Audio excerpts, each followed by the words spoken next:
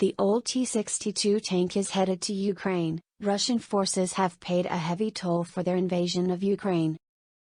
Reports indicate that after 100 days of fighting, Russia has lost as many as 15,000 troops and 1,300 tanks. Indeed, the war has decimated Russia's fleet of modern tanks. To replenish its ranks, Russia is reportedly removing T-62s from storage for deployment to the front lines. The reports come from the Ukrainian Ministry of Defense. As a result of losses during hostilities, the Russian enemy was forced to withdraw from storage T-62 tanks to recruit reserve battalion tactical groups that are being formed to be sent to Ukraine. In addition, equipment that was damaged and restored at repair and renovation plant is used to replenish the loss of weapons and military equipment. A sign of a depleted force. My 1945 colleague Stavros Atlamazoglu reported that open-source intelligence that has surfaced shows military trains carrying scores of T-62 medium battle tanks moving to the front lines. The Russian commanders are likely to send the tanks to depleted battalion tactical groups. But the obsolete tank will only exacerbate the issue and create even more casualties. Deployment of the T-62 underscores how hollowed out the Russian military is. The T-62 was first introduced in 1961, as an improvement of the T-55, which was developed while Harry Truman was in office. The T-62 costs just $300,000 per unit. By comparison, South Korea's fourth-generation K-2 Black Panther costs $8.5 million. Kept in reserves or in storage, the T-62 has been outdated since the 1970s. Production ceased in 1973. The T-62 is built around a 115 mm U-5TS Molotov repair smoothbore tank gun.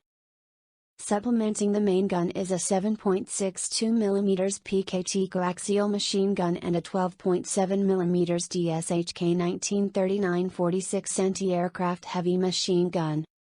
The T-62 was armed with the world's first smoothbore tank gun, which improved muzzle velocity over older systems. Heavier than the T-55, the T-62 is not particularly maneuverable. The T-62 carries some bad memories. The T-62 is best remembered as the main Soviet battle tank during the ill-fated Afghanistan invasion of the 1980s. In Afghanistan, the Soviets used the T-62 for convoy protection and infantry support. U.S. intelligence claims that the Soviets lost 325 T-62s to Mujahideen forces, whereas the Soviets only confirmed the loss of 147. Abandoned, smoldering T-62s are an enduring image of the Soviet failure in Afghanistan. Soon, similar images of destroyed Cold War-era T-62s may proliferate from the Russo-Ukraine conflict. With armor suited toward repelling mid-century anti-tank weapons, the T-62 is no match for modern armor-piercing rounds. More modern Russian tanks, like the T-72 and T-84, with more durable armor systems, have been decimated in Ukraine. The Ukrainians, relying on Western-supplied anti-tank systems like the affordable yet effective FGM-148 Javelin, or the next-generation light anti-tank weapon, Orla, have been racking up kills against more adequate Russian tanks. In all likelihood, these lightweight, mobile, cheap anti-tank weapons will feast on the anachronistic T-62s. With side armor between 45 mm and 80 mm thick, the T-62 medium battle tank was a formidable fighting machine in its time. But now, it is antiquated, and even basic anti-tank weapons can penetrate its armor, Atlamazoglu wrote.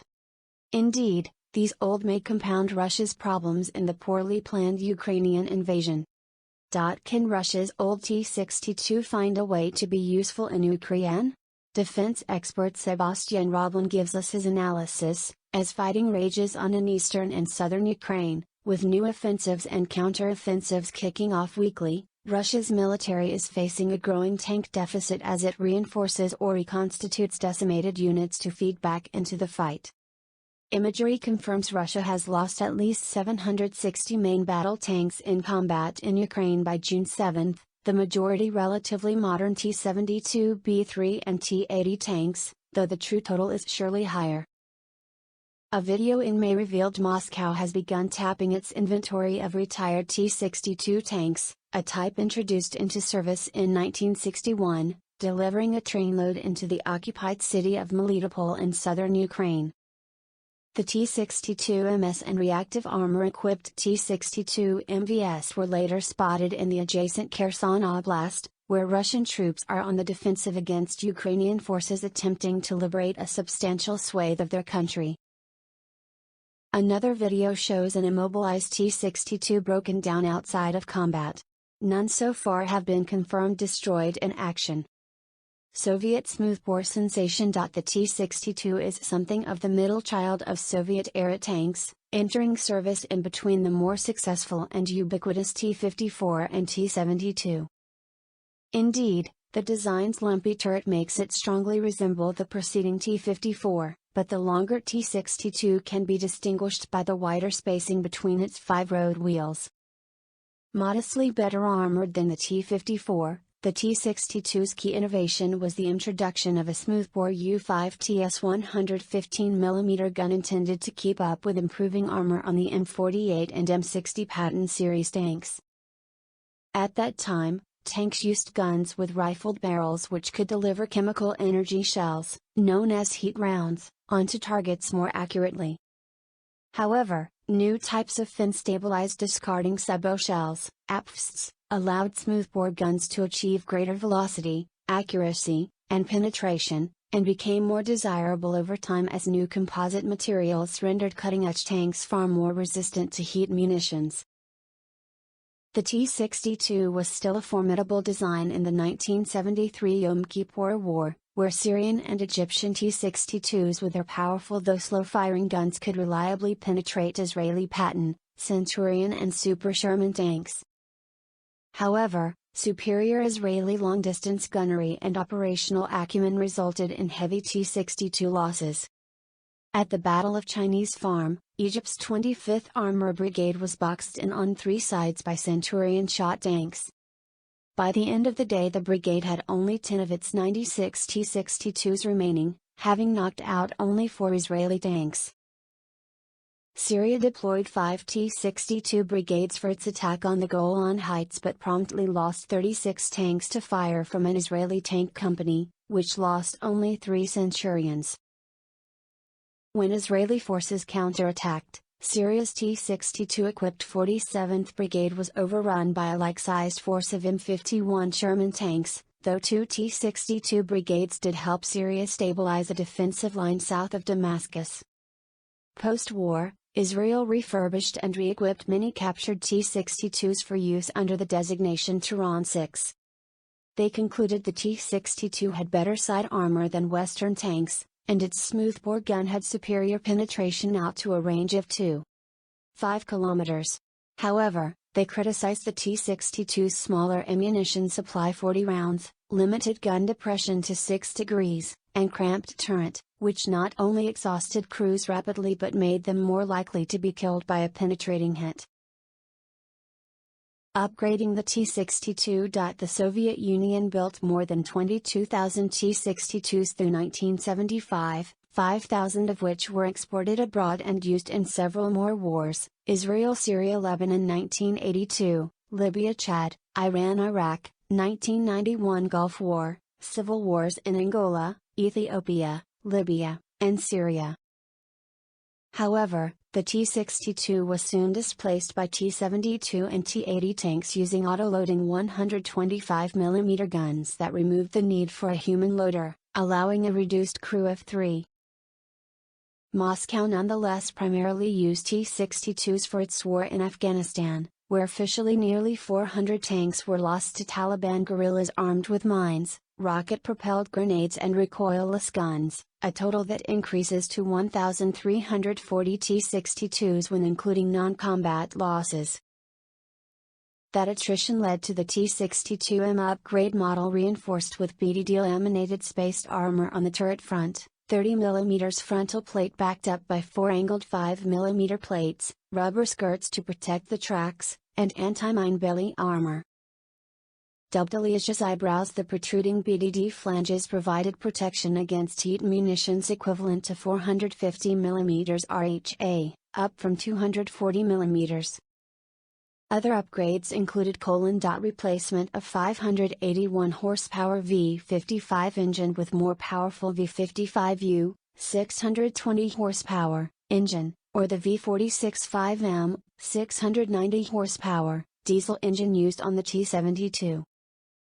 Capability to fire 115mm 9K116-2 laser-guided missiles, NATO codename AT-10 Stabber, which can accurately engage armored vehicles and helicopters out to 2.5 miles. This was omitted from T-62 M1 subvariants. Volno fire control system, including a BM-62 ballistics computers, KTD-2 laser rangefinder, and M1 stabilizer.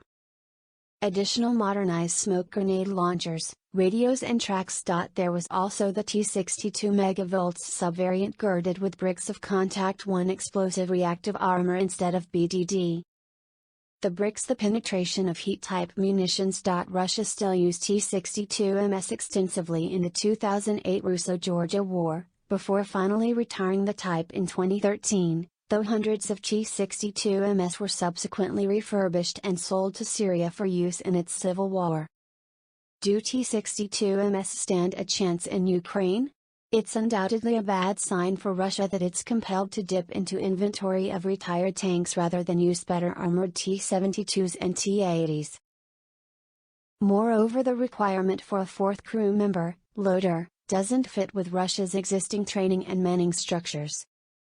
That said, Russia is estimated to have around 10,000 tanks in storage, including 2,500 T-62s, suggesting there are undoubtedly thousands more T-72s and T-80s that can yet be reactivated.